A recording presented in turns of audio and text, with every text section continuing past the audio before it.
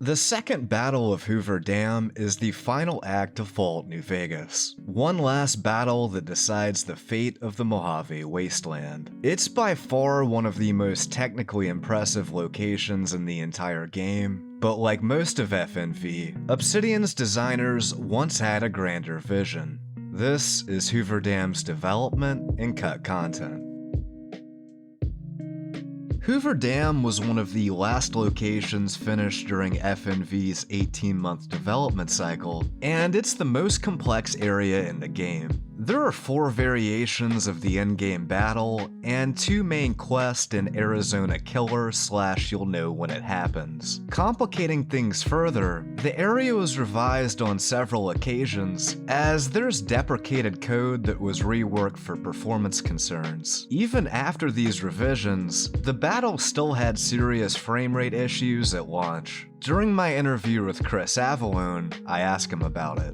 We were repairing Hoover Dam's, along with other areas' performance for much of the DLC development, and we had to keep chipping away at geometry piece by piece until we were afraid the endgame, already on a shoestring budget polygon-wise, would break, or more correctly, break more. We eventually appointed a lead level designer to help address these issues, but it was late in development, and much of the problems were already present in several areas. As Chris mentioned, a notable amount of Hoover Dam's geometry was removed in patches. There were 2 giant jets of water in the original release, but they were disabled by a patch, potentially due to memory issues, but it might have been because of level of detail. You can't have LOD for animated objects, so they just render in and out of existence depending on how far away you are, which isn't that immersive. Despite that, they're arguably the single most visually impressive effect in the core game or DLCs. Even though they were removed, you can still find evidence of them in the final release. The first time is during the intro video, where they're prominently shown off twice. The world map was finalized prior to these being removed and was never updated, so they can also be seen on your Pip-Boy. Not far from one of the water jets on the western side of the dam, there were 9 power line towers, but all of these were later removed. There were 2 NCR flags hanging from the stage where President Kimball gives his speech, but these were also disabled.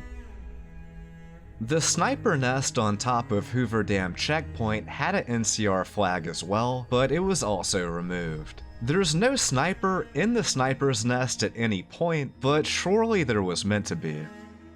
2 sections of scaffolding once ran across the edge of the dam. These areas could be entered and provided a unique view of Hoover Dam. They had raised sections that gave a better look at the graffiti as well, but all traces of them were removed. A destroyed section of road once ran between the lower sections of Hoover Dam, but it was deleted. The other side of the dam was always blocked by rubble, but perhaps there were once plans for the player to cross over and continue the fight. If so, this must have been cut before any actual work had been done, as nothing else remains. The power stations in this area have no wires. A version of the object with wires was created called Power Station Low, but it can only be found in the test map world space. 14 dead bodies used as props were patched out. A notable number of NCR and Legion soldiers were removed as well, who once appeared prior to and during the battle. They didn't change how the battle functioned, but they did make the fights larger. There's an NCR soldier and a Legion soldier equipped with missile launchers, but neither was ever used. They were likely cut for balancing, as missile launchers can potentially kill the player in a single hit. A significant number of small objects were also cut, like rocks, trees, bushes, and more. For instance, the water on either side of the dam had a huge number of underwater rocks that made it look more natural, but nearly all of these were patched out. In the final game, the gate leading to the Legate's camp is right outside this bridge. However, it was originally placed much further back. Considering you didn't fight additional enemies along this stretch of road and literally just had to walk more, it's unsurprising it was cut. When the player enters the gate, they're then warped to another gate right outside the Legate's camp, skipping a large section of road in between. Right on the other side of the gate near the bridge are a line of Legion soldiers, but the area around them is nav-meshed. A trigger moves any NPCs here elsewhere, and this seems to have been a clever system for spawning reinforcements in other parts of the dam. Their code is disabled though, so none of them seem to be used at all. Further along the road, there are empty crucifixes the player can normally never see. There is also another gate, and beyond it are more crucifixes the player never sees. The landscape was also altered here at one point, as 2 of the crucifixes are inside of a cliff. It seems the original intention was for the player to fight their way across the entirety of the road, which would have been guarded by legionaries and presumably lined with even more crucified victims. The Legate even mentions something to this effect in his dialogue. Our roads into NCR are hung with the bodies of those who attempted to negotiate with us. I suspect there were plans for the road to continue even further and connect to the fort. There's a pretty clear path leading from the fort's entrance to the Legate's camp, but it's in an inaccessible area of the map. The cut Legion settlement, Malpai Legionary Camp, isn't far from the Legate's camp either, and it's likely that if the eastern side of the map had been completed, these locations would have been interconnected by roads. In the final game, the Legate's camp is only seen once during the final battle. The same for the road, and you only have access to a very short section of it, which was then reduced even further by a patch to how it is now.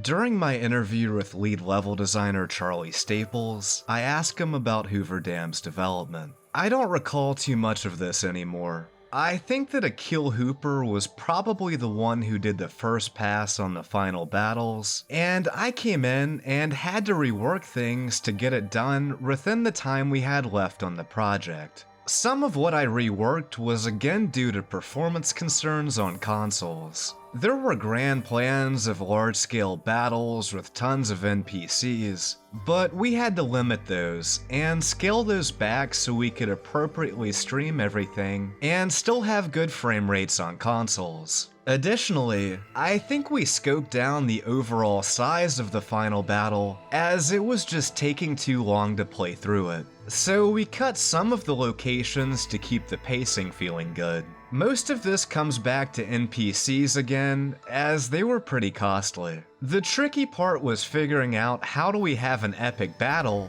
when we don't have many NPCs to work with. We tried to break up the battle into sections and make sure there weren't any big open spaces so we could focus on smaller scale fights and then do a lot of set dressing to help communicate that a big battle was taking place all over.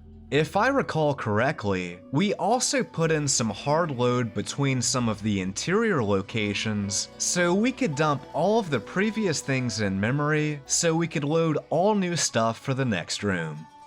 One of the areas potentially cut for pacing was called Arizona Spillway, which is the large tunnel area on the eastern side of the dam. The interior cell still remains, but it's just an empty void unfortunately. The official guide reveals it was the site of a major battle that occurred after the first Battle of Hoover Dam. The NCR has been holding the dam continuously since, and have fortified positions along the dam and up and down the west side of the Colorado River. Recently, the Legion pushed the NCR off the east side of the river at the Battle of Willow Beach, which destroyed an NCR military camp, and the Battle of Arizona Spillway.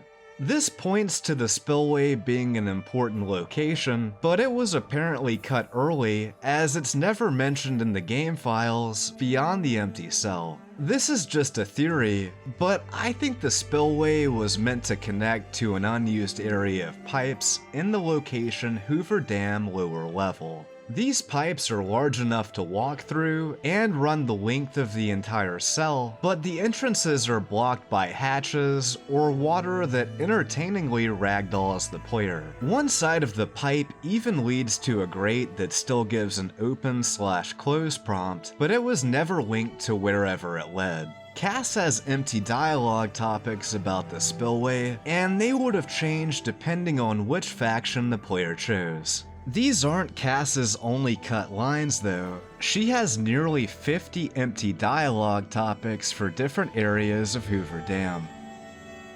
It was planned for there to be at least 5 NCR turrets here. They would have been broken at first, but the player had the option to repair them, aiding them in their fight against the Legion.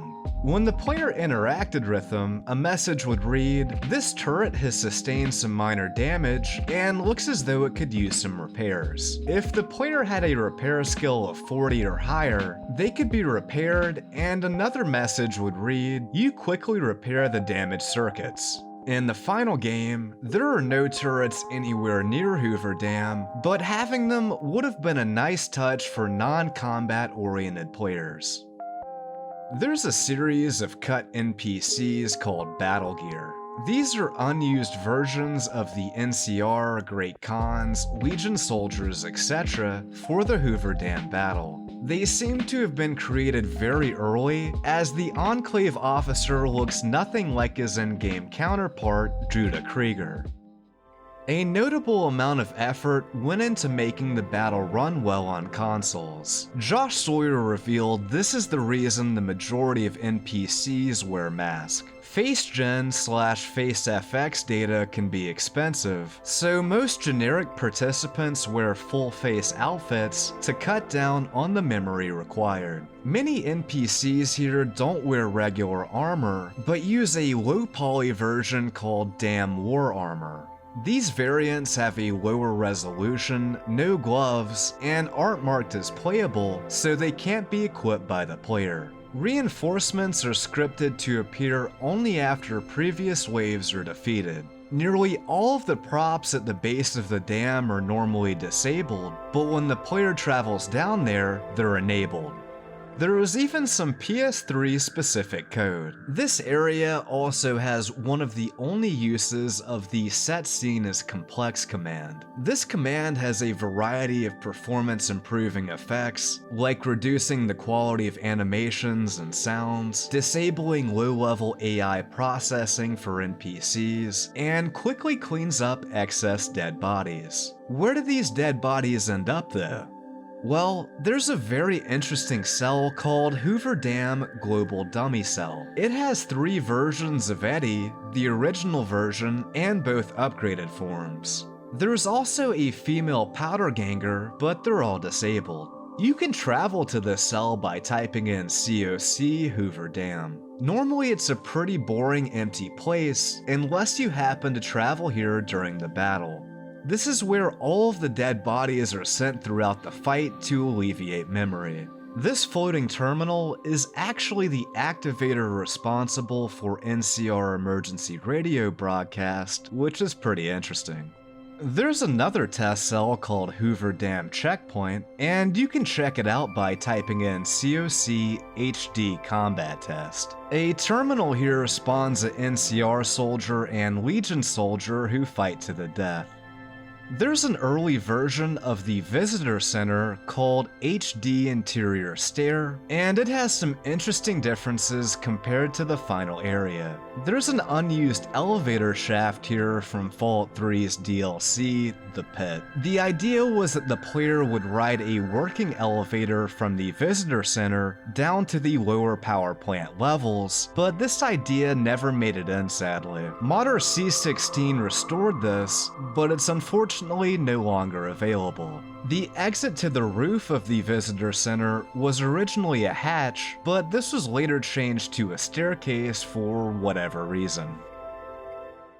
During my interview with lead producer Jason Bergman, I asked him about the battle. The Hoover Dam fight was always going to be super ambitious, and to Obsidian's credit, it largely works. All those quests you completed really get factored in, which is cool. Visually it's not spectacular, but it works. As Jason mentioned, many quests factor into the final battle. The Great Khans fight for the Legion by default, but can be convinced to ally with the NCR. The Boomers, Remnants, and Brotherhood of Steel can also join depending on the player's choices. Some of the reactivity is more subtle though. For instance, if the player killed Caesar, the Legion soldier's confidence is changed during the battle, but if Caesar was cured, they gain a slight combat buff. If the player repaired the Legion howitzer, fewer NCR snipers spawn. Most patches remove content from the game, but there's at least one case where it was added in. If Julie Farkas is convinced to ally with the NCR, medkits can be found across the battlefield. Josh Sawyer revealed more about this addition on Formspring. For those who are curious, this option was previously disabled because there was no tangible benefit or sign of the followers and NCR allying. I think it's very important that when the player creates some sort of change, that there is a substantive, even if minor, impact on the world as a result. Now that the followers place medical/chem kits in Hoover Dam for the battle, you can actually see evidence of the alliance. There's an unused Followers of the Apocalypse medic who presumably would have appeared near these medkits. While they were just ambient characters, they would have added an immersive element to the battle and involved the followers in a more meaningful way. I hope the Legion doesn't get in here. Sorry, but I'm busy with patients right now. Julie Farkas wasn't kidding when she said we would be needed here. All this bloodshed, such a waste of human life. Please don't hurt me. I'm just a medic. Please don't hurt me. Fool. We've fortified this place to hold out indefinitely against an army. What chance do you think you have? General Oliver was voiced by Emerson Brooks, who also voiced a long list of other characters, including Jean-Baptiste, McMurphy, Dennis Crocker, and many others. However, General Oliver was intended to have a unique voice actor. Regarding this, Josh Sawyer revealed, FNV had 65,000 lines of spoken dialogue. To record all of the lines, we/Bethesda had 4 studios recording VO concurrently for a few months. It was a huge undertaking, and unfortunately, a few actors/parts got mixed up in the process. Occasionally, a character would wind up with the wrong voice type, e.g., a kid instead of an adult, or half their lines in a different voice. Because of the sheer volume of characters and lines, it was hard to catch everything. One of FNV's design philosophies was the ability to kill any character, and there are very few times where you can't. The most well-known are the Gunrunners Protectron and Children, but if the player sides with the NCR, they can't kill General Oliver, as player controls are disabled in the scenes where he appears, and the same is also true for the Legate. Josh Sawyer revealed why they didn't allow the player to kill these characters in these circumstances. General Oliver and Legate Lanius both violate that, but disallowing player control during those sequences seemed preferable to putting them behind a bulletproof glass wall. Allowing the player to kill them during a sequence where they've already elected to support that faction also seemed pointless. During 3 of the 4 possible battles, the Legate acts as the final boss. This is almost certainly the most heavily scripted battle in FNV, and he has some interesting qualities that make him, in Jorge Salgado's words, kick mucho ass. When his health drops below a certain point, he runs away and becomes temporarily non-hostile, which causes companions to stop attacking him as he uses healing powder. He also has a very high chance of knocking down his targets, deals poison damage, has incendiary grenades, can't be disarmed, and moves nearly twice as fast as regular NPCs, making him one of the most challenging enemies in FNV. He can even hit you so hard it does this. One of Cass's cut lines, "Legate no hounds," suggests the Legate once had dogs that fought alongside him. In fact, the Legate still references them in one of his lines. No, I shall make it a contest, whether I can kill you before my hounds tear you apart. It seems these dogs were later replaced by the 2 Legion soldiers found in the final game. Prior to fighting the Legate, he kills 2 NCR soldiers. Directly behind the area where they're placed is an inaccessible area that's covered up by a cliff. If you clip through it, you can look around this fenced-in location. There is nothing to suggest what it was meant to be used for, but it's still pretty cool to check out. It's possible the Legate fight originally took place here, as it's a large, arena-like area, but it's difficult to speculate beyond that.